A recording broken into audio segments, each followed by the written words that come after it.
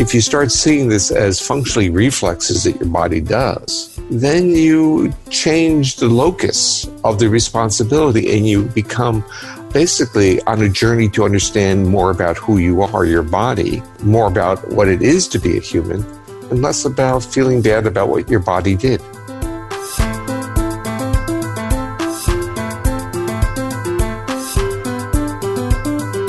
Hey, everybody. Hey, everybody. Welcome to Therapists Uncensored.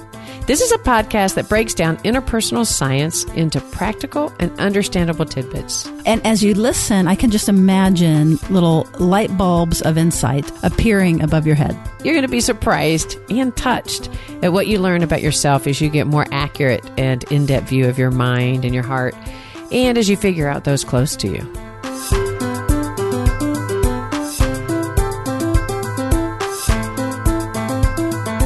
Therapist Uncensored brings you decades of experience with interpersonal psychotherapy, relational neuroscience, modern attachment, and anything else they think will be helpful in healing humans. Now, here are your co-hosts, Dr. Ann Kelly and Sue Marriott. Hey, everybody. Oh, my gosh. This is a good one. Those of you who have heard the term polyvagal theory probably know this, but back in 1994, this is the neuroscientist himself who proposed the theory, now called polyvagal theory, PVT, that basically it looks at insights related to mechanisms in the brain that create symptoms that we see. So that one theory has stimulated research and treatment, emphasizing the importance of biology, the body, and behavioral regulation. So that's very cool, and we love that because what we're interested here in this community is how do we use science and learn the relational sciences in order to get better and in order to heal. It's not just for our brains, it's for our hearts, and it's for creating secure connections in the world. So a little more about Stephen Porges, because this is very important. He is the Distinguished University Scientist at the Kinsey Institute, Indiana University, Bloomington. He is also professor in the Department of Psychiatry at the University of North Carolina in Chapel Hill. He was the recipient of the National Institute of Mental Health Research Scientist Development Award, and he has chaired the National Institute of Child Health and Human Development, Maternal and Child Health Research Committee. It's just amazing that he is able to produce like this, and you can understand him. He's relatable. You'll see he's just so kind through the interview. So it's just such a delight to be able to bring you him. Also, there's a video going around YouTube that is his son, Seth Porges. We will link it in the show notes. And it's also a really good sort of summary and application of polyvagal theory as well. Okay, we're going to be talking more about this, but this is going to be one of the foundational episodes, I believe, of our podcast. Without further ado, Ann Kelly and I are very excited to bring you Dr. Stephen Porges. Welcome to the show. Well, thank you very much for inviting me. So one of the things I have noticed is that there is a new celebrity on the block. My news feed is full of posts on the vagal nerve, even like cartoons and memes, and it's just it's the hot thing right now. Do you think that you're partly responsible for this? Well, probably, but let's say that I might not emphasize the vagal nerve as much as you think, because I think in emphasizing it, we miss the point. Okay. The nerve is really just a conduit. It's a highway of bringing information from the body to the brain and from the brain to the body. When people get enamored with the vagus, they start thinking that the nerve has intelligence unto itself. And I find that a little bit disconcerting since I spent my life studying this. So yes, I feel great that people are now aware that there is a vagus and it's related to a lot of other things. But I also get concerned that they think that the nerve itself is causal and can be fixed when it's really the highway. And you have to, instead, change the information coming down from the brain to the organs or the information from the organs to the brain. Oh, that is so great. So it's basically your concern is kind of oversimplifying. It's simplifying and making it it's concretizing it in a way that it was never meant to be. Mm-hmm. So it was supposed to be an understanding of how our body changes state and the connection of our brain to our body and our body to our brain.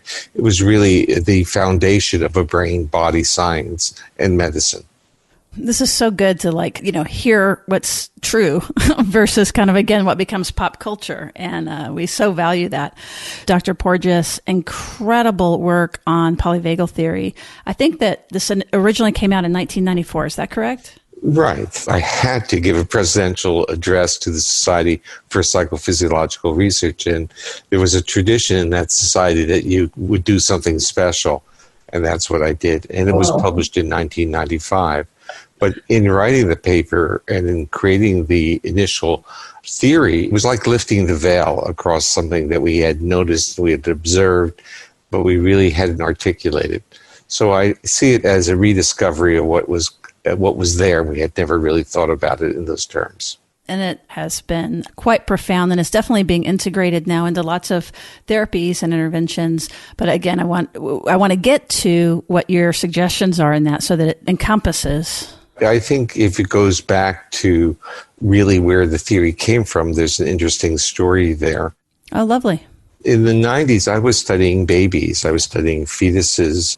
Actually, I was trying to develop a methodology that would be useful for detecting problems during the last trimester of gestation and during delivery. So I was trying to develop methodologies to measure the neural regulation of the heart in the fetus and in the newborn human, because the clinical judgments were inferential and they really weren't based upon a dynamic measure of how the nervous system was adjusting to that challenge. And I thought I had really the answer. I thought I had found something very profound and important. I thought I had found a way of measuring that vagal influence, which really is the brainstem control over the heart, and basically saying that when the body is regulating and in good physiological state and it's resilient, can literally survive delivery, that vagal influence on the heart is strong. But when the baby suffers from hypoxia, they then become very vulnerable and they have clinical apneas, they stop breathing, or clinical bradycardia, which means their heart rates drop. And so I was saying, well, I can get a measure that's protective of this. However, there was a real paradox here when I brought this into the medical community, because neonatologists and pediatricians had been taught that the bradycardia, the potentially lethal heart rate responses, were vagal. So I was now saying there's a response or a pattern that's protective, and they're saying there's another pattern and it's lethal. And they were right, and I was right. But the argument was, or the question to me was, how could a system, meaning the vagus, how could it be both protective and how could it create a lethal condition? And the answer became quite simple, that there really were two different branches. And there was literally a rule built into our nervous system about how those branches would, in a sense, emerge and have their effects. And that during severe stressors, we start using evolutionary older structures that regulate our autonomic nervous system. And in preterm babies, often they don't come into the world with a mammalian or a new type of vagal circuit. But the real issue is that when we're under stress, and now I start moving into the psychiatric and psychological world, is when we move into stressful situations, we remove that newer mammalian vagal protection from the heart, which is what I was studying in the first place. And I was very, in a sense, naive about these other circuits. I was basically almost had a knee-jerk response, like vagus is good. And in a way, that's what we were taught, because we were taught that the vagus was part of the parasympathetic nervous system, the major part, and the parasympathetic nervous system was the part of the autonomic nervous system that support health, growth, and restoration. That was never described as a defensive system that had lethal consequences. And what polyvagal theory uncovered was that there was a very ancient or older vagal pathway, and that could be recruited in defense. And that could functionally shut us down and create a lot of the symptoms that people have who have had severe trauma experiences. When it works, as in a defense, we may dissociate, we may pass out, we may defecate. Mm-hmm. And when it becomes more chronic, you start getting manifestations of irritable bowel syndrome and other types of what they're now calling medically unexplained symptoms. muse. And what they're really saying is they don't know what causes it. And there's a lot of these disorders, but they primarily are disorders of the subdiaphragmatic vagus. Vagal pathways going below our diaphragm. So when you talk to clinicians and they talk to their clients, and many of them may be listening, a lot of the symptomatology is subdiaphragmatic. They may talk about genitalia pain. They may talk about irritable bowel syndrome. They may talk about diffuse pain fibromyalgia. Or they may have terms that they were told that are also nonspecific. They may have dysautonomia. These are the terms that are used in the medical profession when they can't identify specific mechanisms. And what it starts to look like is that they are really a family of disorders that emerge in many cases, not in all cases, from this old vagal circuit that we inherited from more primitive vertebrates. And when that system is no longer supporting our homeostatic function, it has a defense mode, and that defense mode shuts us down. So that was the basic. The basic history was we had a parasympathetic nervous system that we were taught was protective, but it really has a defense system.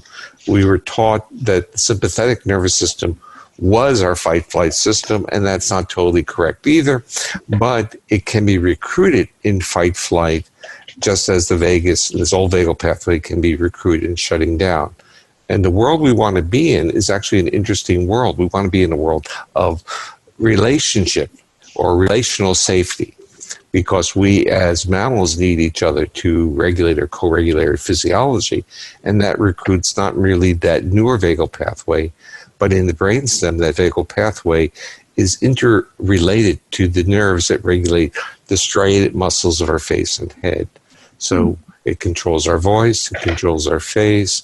But in a sense, we have always known this. We know who we like. Our body knows who we like. We can feel it.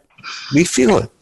And the issue is we feel it. And this is where polyvagal theory moved. It says, yes, we feel it. We're aware that we're feeling something. But you know what we're not aware of? We're not aware of the cues that put us into that state, because our body reacts it's such a fluid reaction, so seamless and so rapid, that we are not conscious of it, but we're conscious and aware of our body's responses. So if we had to be aware of things to make all these decisions, we'd probably be run over by cars by now, everyone in modern society. Right, too much information coming in. Our body reacts faster than we know why we reacted. And I coined a term that I called neuroception. Oh, good. I'm glad you got to that, yes.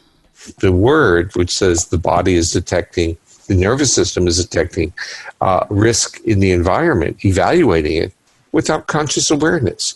It's something quite obvious, because when we walk into certain environments, we either feel good or we feel hypervigilant. We start, hey, something's going on here.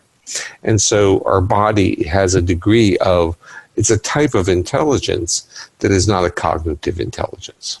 And I have always, really loved that word. And also that what's important about it is that it's outside of our awareness. Would you call it unconscious or non-conscious? I am not sure what is the right word to use, because depending upon the training and the vocabulary that people use, unconscious is a system too, or subconscious is a system. All I'm really trying to say is that it doesn't require an awareness. And the reason I wanted to make that statement, as strong a statement as I could, was that I couldn't use the word perception. And it kind of like feels we should perceive these things. But perception starts blurring into cognition, where we become aware. And then we start getting in the world that many of the clinicians are in, or the clients. Once you have an awareness, you move into blame and potentially shame reactions. Why didn't I detect that? Why didn't I know better?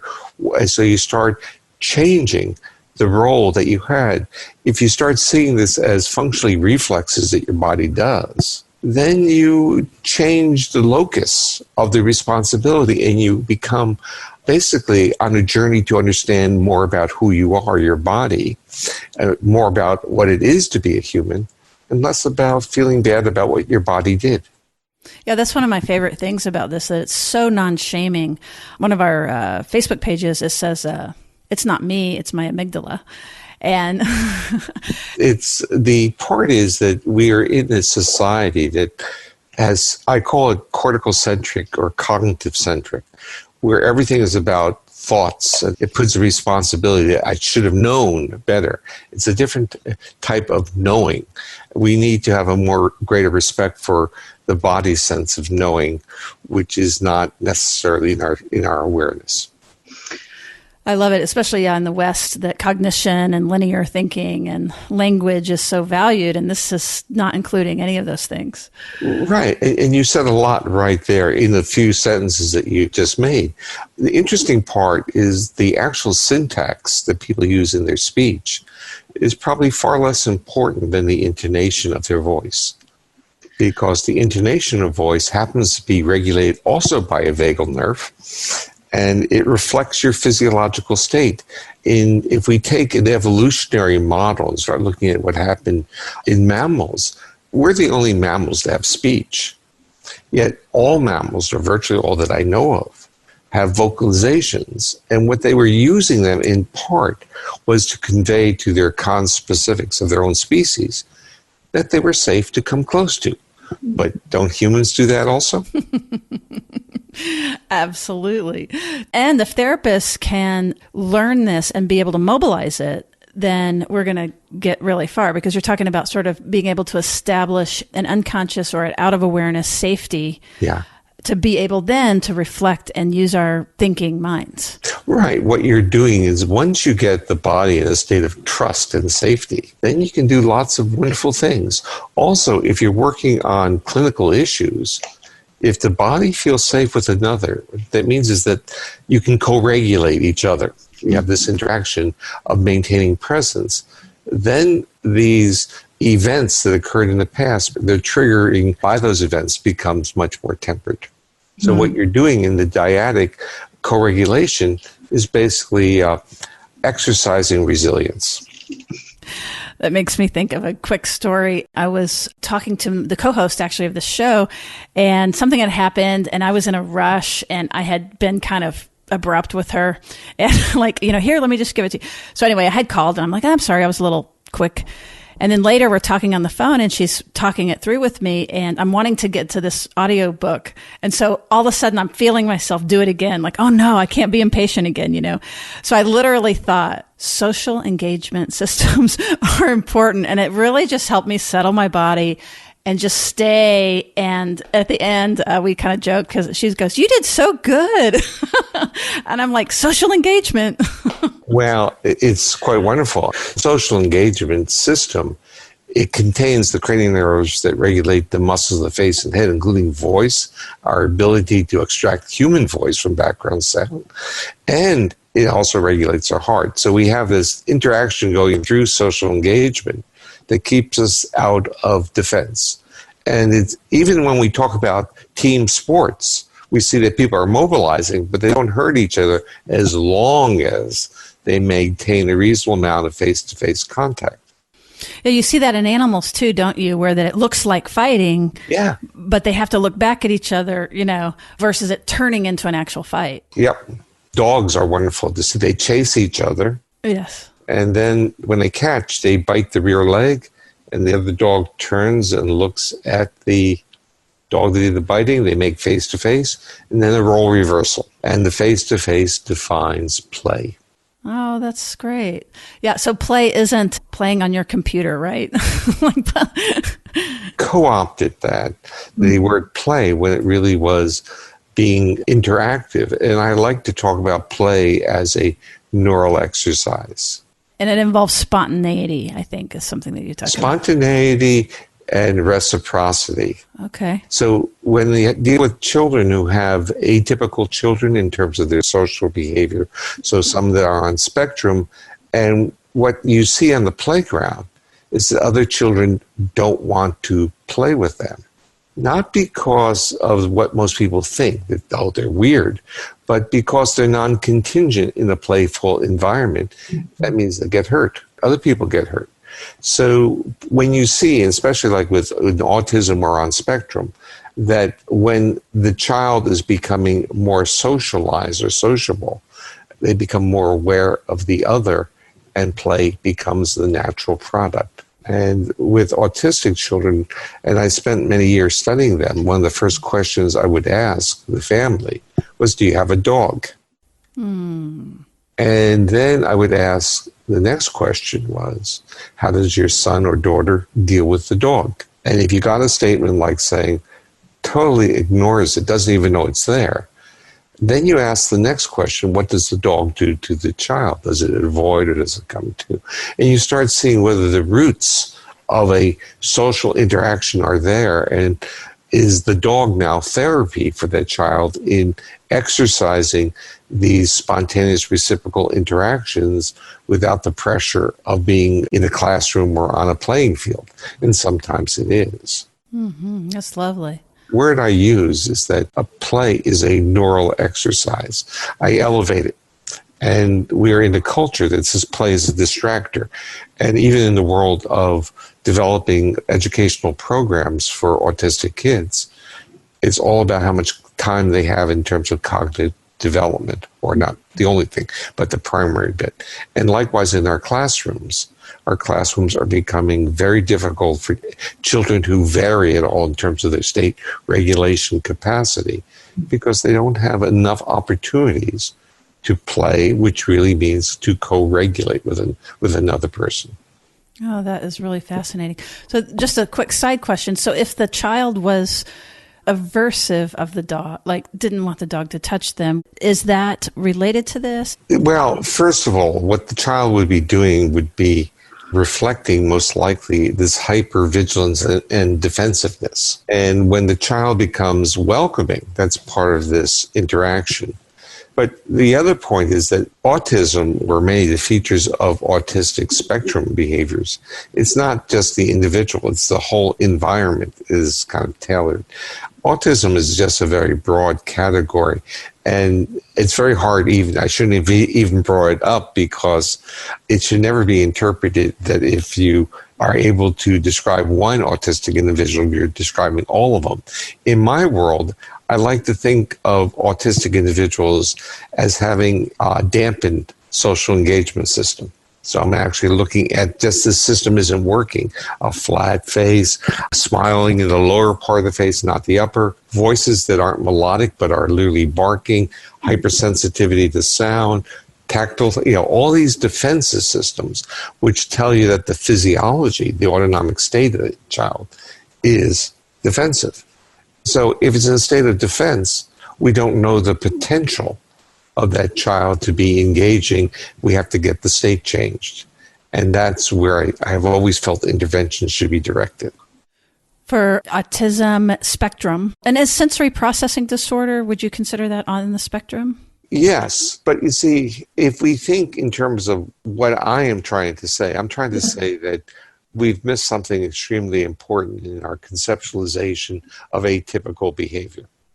And what we've missed is the intervening variable. And this is something for those of you who have gone to graduate school in psychology or related. Intervening variable, just saying it's between two other variables. In this case, it's between the stimulus and the response.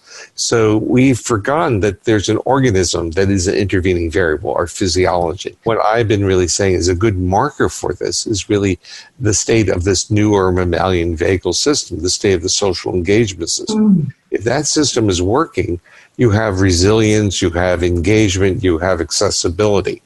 But if that state is turned off or retracted, the body's prepared to defend. And that's what you're seeing in most individuals on spectrum. But you see this in people who are highly anxious. If we threw out the word anxiety and said, I'm prepared to fight, my body's prepared to fight, right, muscles are already like this, it might make more functional sense of understanding the physiology. And then we wouldn't say to people, don't be anxious. What do you have to be anxious about? Your body's on a trajectory that doesn't fit the context. So how are we going to make this work? And it's the same thing with depression, where the body's shutting down. Our dissociation, we say to people, hey, you have everything to live for. If those words worked, many people wouldn't have a profession anymore. But what they do is they re-inflict, re-victimize a survivor. They re-victimize them. as opposed to saying something that their body has done something to protect them from something in their lives. And the real issue is, are those features still in their world? So in a sense, the word I use, are they living a life that's filled with faulty neuroception that was just restructured or reset to protect them? So it's set at a conservative level. So saying, I trusted someone once, my body trusted, and I was injured. How can my body now feel safe enough to trust another person? So for the folks out there listening that really want to be able to operationalize this, and somebody comes in and they're anxious or depressed, or that their neuroception is off, and they would be nonverbal, there would be the neuroception. What are things to facilitate safety? So I'm actually going to give you an example of what I've done in different workshops. I just had people change the pattern that they're breathing and see how they perceived other people and other people perceived them. There was a reason for this, that when you exhale slowly, the vagus starts having more impact on your heart. It calms you down. And when you inhale slowly and exhale more rapidly, it does the reverse. It gets you mobilized and defensive, because you've taken that inhibitory vagal brake off your heart and your body now can mobilize. And I would do this in my workshops, and I would start off by saying, we're going to do 10 breaths, and we're going to inhale 60% of the time and exhale 40%. And people go through this, and then I would reverse it and say, we're now going to inhale 40% of the time and exhale longer. So it'd be a count to 10, and they would inhale for 4, and then from 5 to 10, they'd exhale.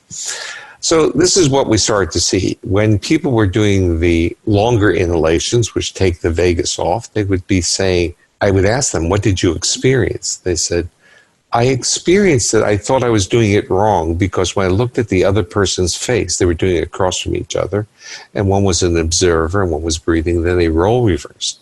They would say, when I looked at the other person's face, I thought they were being very critical of me, which is when you shift that physiological state, you have a bias towards negativity.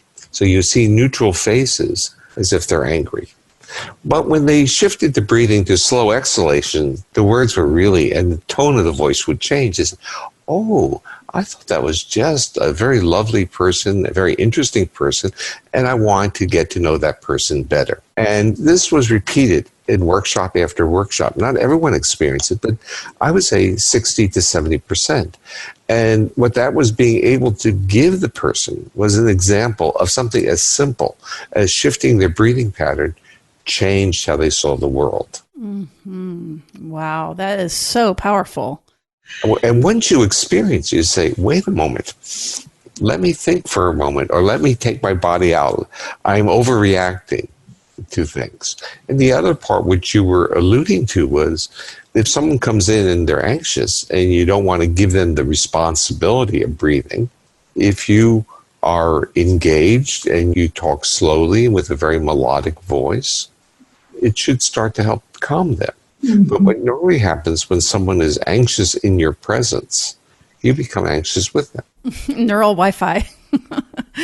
Yes, but what they're doing is throwing cues at your neuroception that they're not safe. And we are such a connected species that if someone across from me isn't safe, hey, I'm not safe. They're my vigilance. They're my guard. Wow. You know, I'm just so flooded with these different thoughts. One is I was thinking about lullabies. And when I had a little one, I think what it was doing is it was forcing me to manage my breath and tone and not ramp up like a fussy child. Right. So you brought up something very important, and that is we know intuitively how to calm a baby. Mm-hmm. We use the word lullabies. We say infant-directed speech. And if you have a dog, do you have a dog? Mm-hmm, absolutely. How do you talk to your dog? Totally. Well, besides a little bit of whistling. Absolutely. Oh, no, it's motherese, I'm for sure. And fathers are good with their dogs, not so good with their kids. Because fathers' voices tend to go into lower frequency bands and lose the prosody or the melodic aspects. And so I realized that, and I decided I would distill it. I would extract that from vocal music. And so I created some computer algorithms that basically worked with this frequency band of motherese. and I put it into a device, and it went into a program of 5 one-hour sessions, which were functionally neural exercises using melodic voices and exercising the frequency bands. And what that really meant was I was amplifying prosody. I was taking the vocalization and amplifying it by many factors. And I started to use that with autistic kids in the 90s, and many of them spontaneously would engage and start talking. Eye contact. It was shocking. So I did this for about almost 20 years in my laboratory, working on this. We did a few hundred kids, and I didn't know how to bring it into the clinic or outside my own work. And then I met people at this company called Integrated Listening Systems, and they took it from me, and they are now distributing it. And now there are 1,400 therapists who have been trained to deliver this. And what we're seeing, this is, to me, what makes me smile. Good. That they're duplicating what I saw in the laboratory, and they're extending it to other populations that I hadn't worked on. So I had worked on children and primarily on spectrum, but they've worked on all different types of populations, and now there are people using it in the trauma world. But that is, from my perspective, not as simple as using it with young kids. When a young kid comes into the laboratory, the clinic, that child comes with an adult, is in an adult world, and can feel safe by the support of the therapist and the parent, and now the stimuli can start doing its work. But when an adult comes into that same environment by themselves, they're by themselves. And now the sounds are cues of safety. And what happens to an adult who may have a trauma history once their body loses its defenses? Well, they can get them right back, right? If they create back with great anxiety and say, fooled me once, don't fool me twice. But they're not even on the conscious level. The body just pulls back, and they want to get out of there. And I was so shocked to see this. I was doing a workshop in London, and I mean, it was a big workshop. There were 300 people in the auditorium.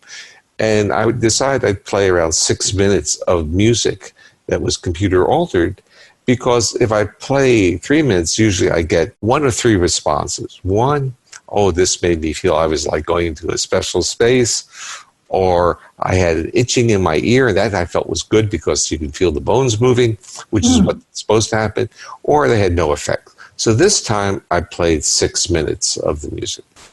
But I had forgotten one thing. I had forgotten that people in London are really, most people in London have either transgenerational trauma in their history or they've experienced trauma. I forgot that because they're either immigrants who've come there for a reason or they have the aftermath of World War II.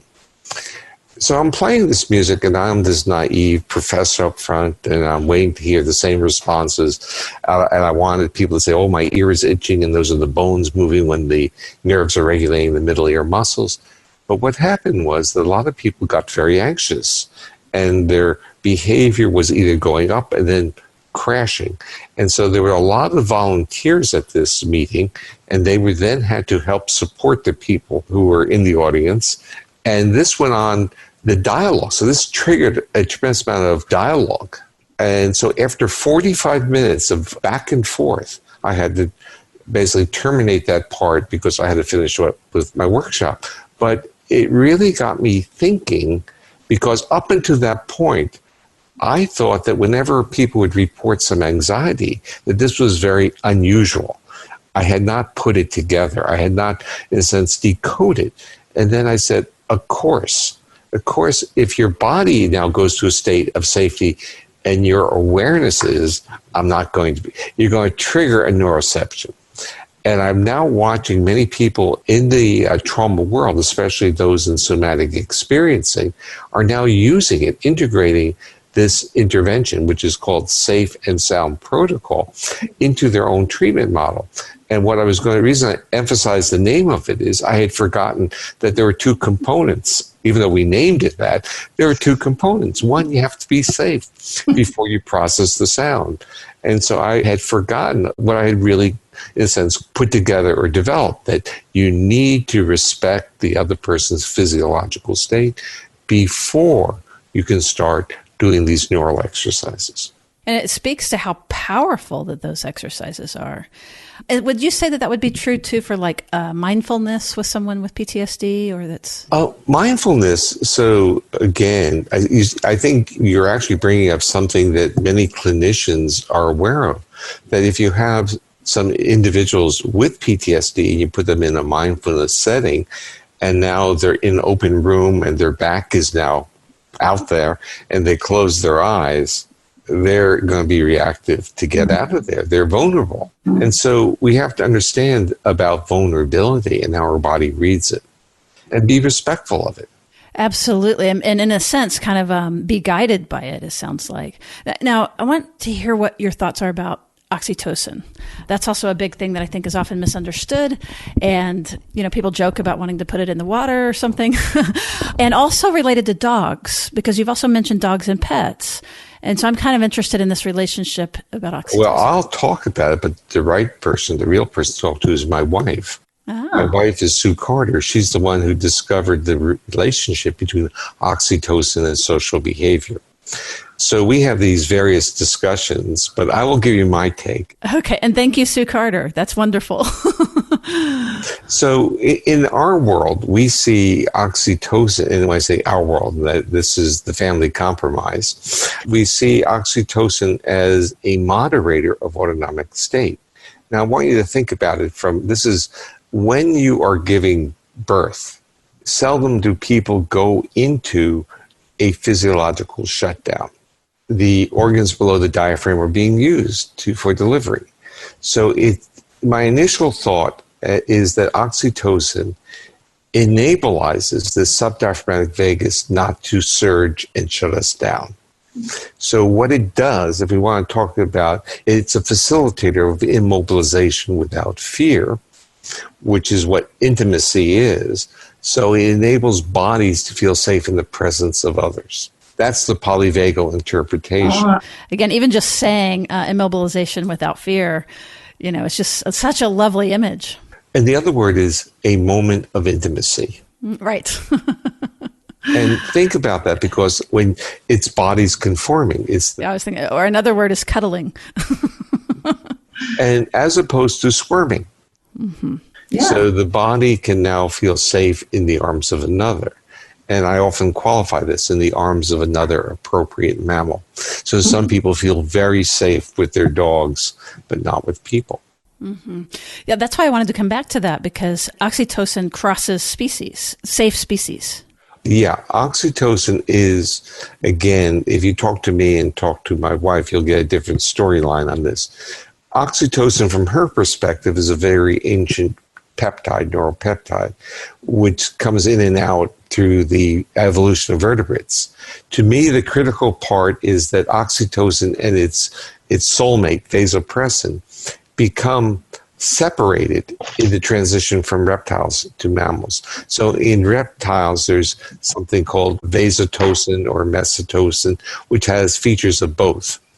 And we probably still have receptors that are ancient receptors, and they may be more sensitive to vasopressin, but they also have some sensitivity to oxytocin. Mm-hmm. So the point is that what were the functions of this separation? And I think they had to do with immobilizing without fear.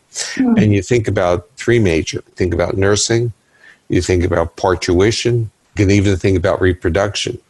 And when I started getting onto these theories of it, I would bounce them off my classes when I was teaching. And you have to be very, very mindful. Let me use the magic word of the day. You have to be mindful of how people interpret things. So if we say that oxytocin enables one to immobilize during sexual acts, because in many mammalian species, there's something called lordosis, where they don't move. Now you're offending women who enjoy being physically active in sex. So you have to, start talking about how we co-opt and how we modify, how we use these structures in different ways. But the way I like to talk about it is oxytocin. By creating those moments of intimacy, oxytocin is critical in relationship building.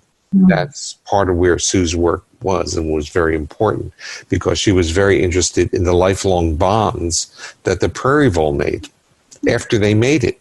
So it was like this relationship, that this immobilization, the shared moment. And actually, this is going to be a little bit on the humor side. Oh, good. Some of the people may remember some of the Seinfeld shows. I love Seinfeld. Okay. One of the rules was no sleeping over. Right. For the bonding. Right. Exactly. So that separates the sex as a sexual act from a relationship building.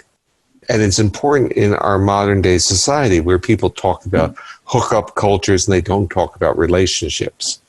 And I think sexuality is part of relationship building. I'm not sure if it was you or someone else that said that if you don't want to fall in love or be open-hearted, the moment of orgasm, look at the lamp. That wasn't yours. Like, no eye contact.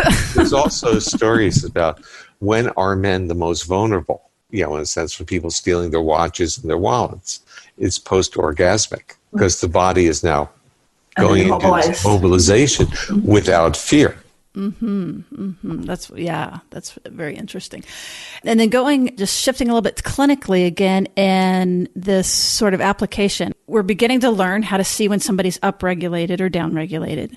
And then we're beginning to understand that even by prosody, tone of voice, pace. Also, I wanted to tie it into your thoughts in just a moment about attachment science.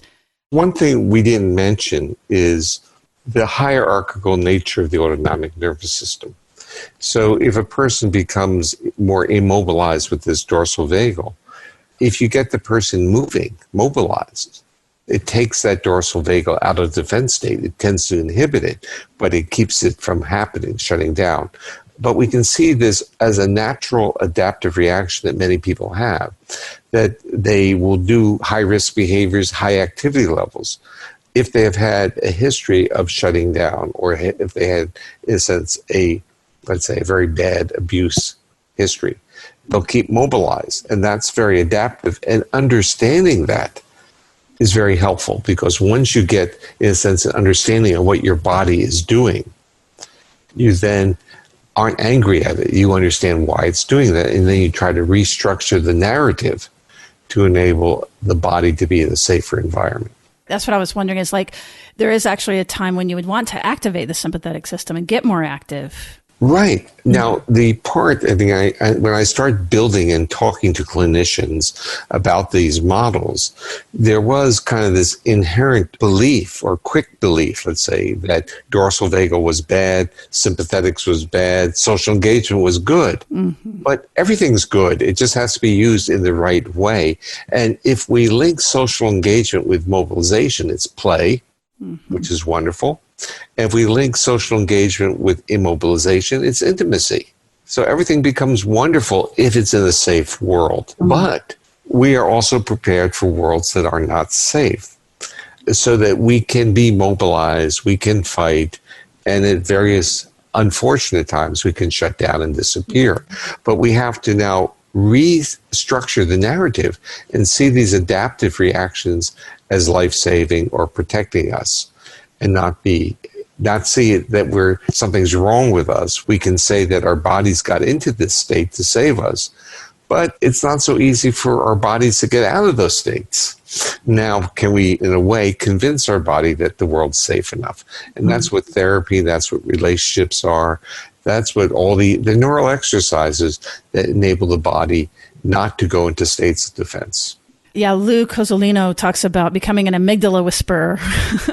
So I think that's really tracking kind of what you're saying, absolutely. And it's the amygdala firing, trying to keep us safe, that causes either this activation or... Yeah. The beauty of our nervous system is that if we have a social engagement system that functions, it choreographs the rest of our body. It choreographs the sympathetics, and that older dorsal vagus to support homeostasis. It supports the sympathetic so we can feel highly aroused at good times, but not going ballistic, that we can calm down.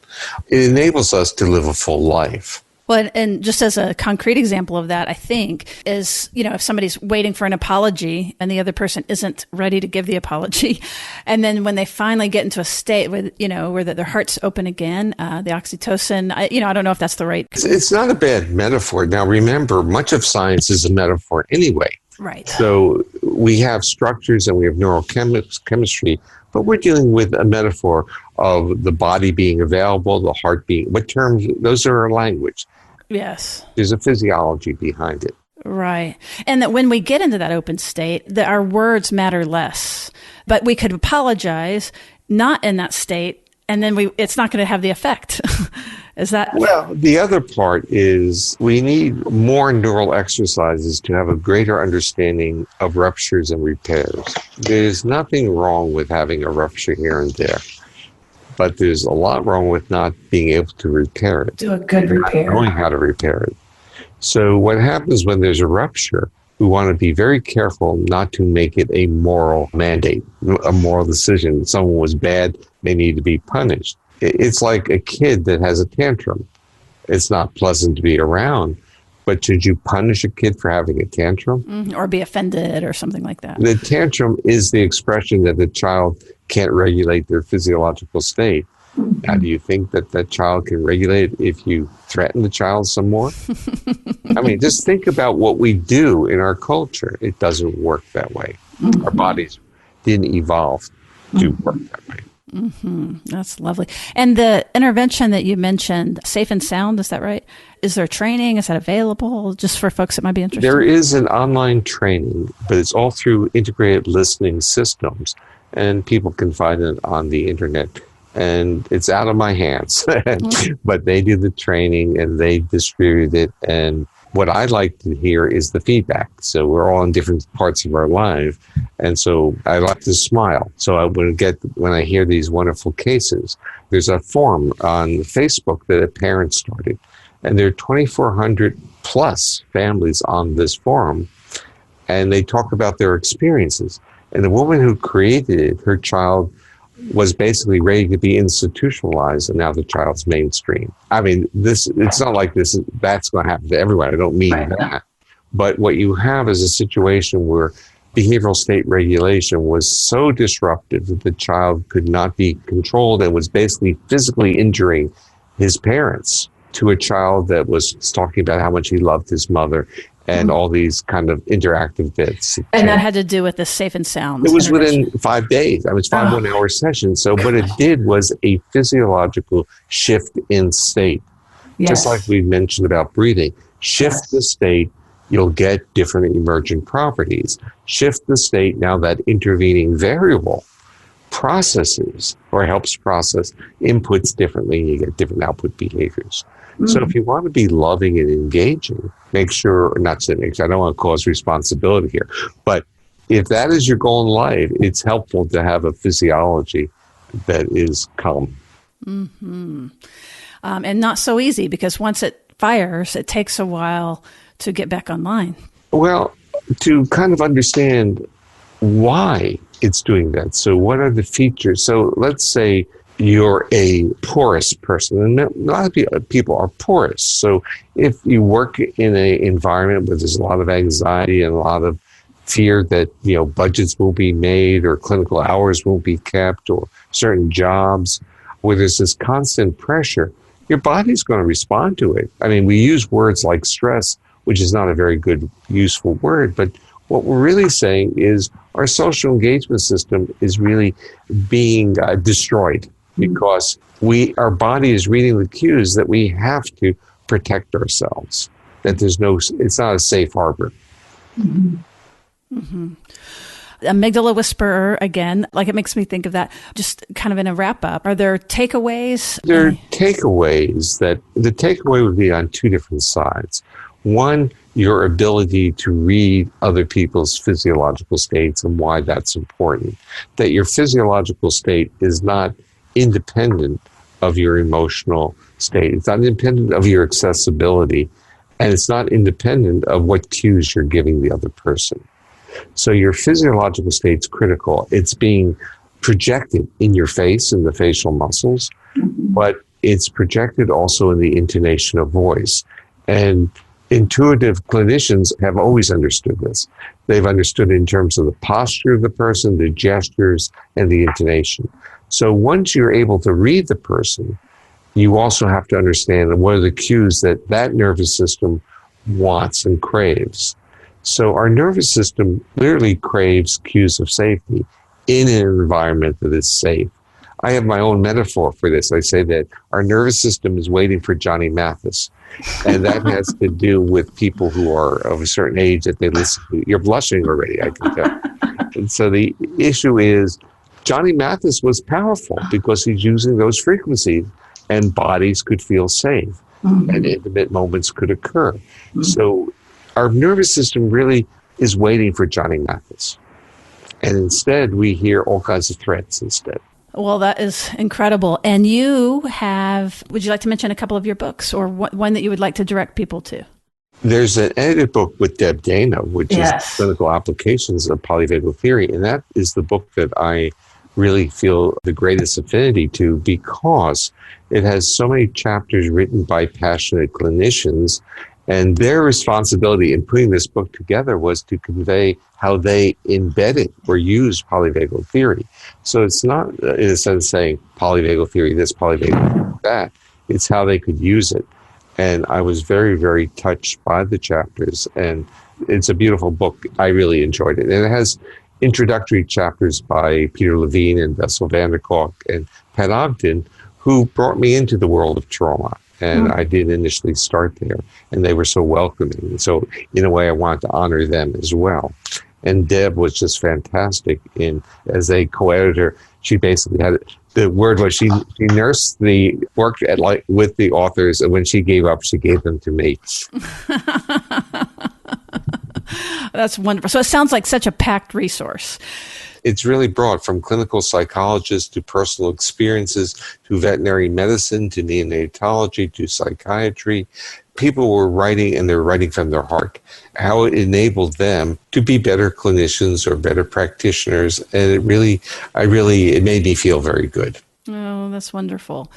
Well, our audience can catch that in the show notes. Just look below this podcast and you will be able to see that link. And if they wanted to reach you, by the way, on his website, if you want to know more about this, it is packed full of articles and tons more, and also other interviews and YouTube videos to learn more about this. Talking about the webpage, I got a wonderful email. Someone says, and this was actually serendipitous because I had already reached out to my son to kind of help me on this. This person said, I'd like to give you a gift. I'd like to redo your web. That's actually happened to us. We've had a couple of listeners just go over and above and really helping us on the back end. Like, come on, keep going. So it's just so wonderful. Also, I want to mention your son's YouTube video, and it's a really wonderful, accessible, fast way to understand this theory. So we'll also link that. Good. He'd like that. He's good at those things. Apple tree. That's wonderful. Okay. And what about if somebody wanted to reach out to you? Is there a way to do that, or just through your website? People do send me emails, and I say, just don't be offended if I'm either very slow in answering or I don't answer. I try to, but it's very time consuming. I do other things other than email, but I try. Mm-hmm. Well, and again, if people are drawn to you and interested in you, there are so many resources on your site. And can you say the name of your website? It's StephenPorges.com. StephenPorges.com. Well, thank you so much. This has been fantastic. And I'm so excited to have you on because, again, we talk about it all the time, but to have the father of the theory on is wonderful. And pretty soon the grandfather. No. Oh, yeah, there you go. Okay, so we're ending, but you know what I forgot to ask you? I mentioned it when we didn't get back to it. Can we get your take on how polyvagal and basically how the biology interacts with the attachment sciences? Well, several years ago, I wrote a chapter on this for a a book, an edited book that my wife, Sue Carter, and I and several other people are co-editors on. And it was all about attachment, a new synthesis. It was a conference that was held in Germany, and it was with international speakers. My chapter really was talking about a preamble to attachment, and I view that as the physiology of being safe. So that's available. It was republished by MIT Press. But I think that in the attachment world, we, again, get very much caught up with in terms of seeing the behavioral pattern and not seeing the underlying mechanisms that may enable attachment to occur. And this becomes really, I would say, even more interesting when you start moving into atypical populations like foster children. And when we start watching what happens there, where they don't have opportunities of safety and don't have a mental narrative to go back to of some safe moment of being held. Kind of a body memory of that. Yeah, right. And the neural network already formed. I've seen also writing about blushing or flushing or whatever. I am so hot all of a sudden. So that's some of what's happening on my end. Oh, so you might not know, but first of all, are you hitting that age? Yeah, I am actually, unfortunately. I just got through, I had prostate cancer and I had surgery in 2013, but I had recurrent this past year. And I had radiation, but I had hormone treatment. So some empathy development, huh? Oh, it was horrible. So the issue was I had hot sweats that were coming every 30 minutes around the clock, and I was actually timing it. So I hadn't slept well for 6 months, or slept more than an hour at a stretch. I'm getting back now. I'm feeling much better. But the issue is, when I was going through that, I said, well, people said, well, they're just like women. I said, no, women, it's at least biological. But for me, this was a major intrusion into my system. My system was fighting back. Well, I'm glad that you were fighting back, though. I know that that's not exactly what you meant, but I'm so sorry to hear about the cancer. It's a journey. So the issue is, it bothers other people more than it bothers me. Oh, that's really interesting. Yeah, I'm right in the middle of it with very close people as a primary person. It's an interesting experience. But again, you have to be prepared for it. And fortunately, again, if it hit me when I was 50 or 45, I think life would have been, I don't know how I would handle it. But at this age, it's a different story. And it also just makes me think of like when you're able to let people take care of you and not fight it because you feel safe with those people. I'm sure that helps a lot. Yeah, and you probably, you haven't had many interviews with professors or faculty. You have normally clinicians. But people in the academic world are extremely defensive about how they appear to others. So they want to all appear to be 32 years of age with the wisdom of a 70-year-old. That's funny. Oh, well, that might explain why I haven't heard back from a couple of people. But Alan Sroof came on. He was fantastic. But he must be retired now because he's even older than I am. Well, thank you so much. I appreciate your time. You've been so generous with it. Well, thank you very much.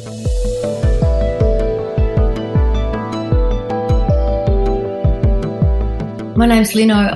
I'm happy to support Therapist Uncensored podcast by joining up as a Patreon subscriber. I started listening just after they got started, and I've learned so much about neuroscience and relationships and love listening to all the guests. My favourites are the attachment focused and anything about relationships. I know if I can help keep it going by supporting financially, I'm really happy to. So jump on Patreon. Thank you, Lino and Jamie, for letting us pull some quotes for you. And I really want to if I had an applause button, which we're not that fancy, I'd be hitting it right now because we have several new executive producers that have joined our show. And again, if you don't know what I mean, patreon.com/Therapist Uncensored is where you would go to join up. So we would like to thank Jacqueline Brecker, Tyra Butler, Kirill Eremenko, and Sally Monier. Our gold neuro nerds that we want to thank is Tracy O'Dowd, Donna Woods, Carmen Carpenter, Claire Holberton, and Keith Ray. Thank you guys so much. And in addition, and so importantly, sort of the rest of the NeuroNerd community that we can get to today anyway. Shay Lee, Mike Romal, Amy Yantz, and Anna Kondak. Thank you, everyone. And if you would like to get more access to us and more content and just generally support the show, please go to patreon.com/Therapist Uncensored. All right, we'll see you around the bend.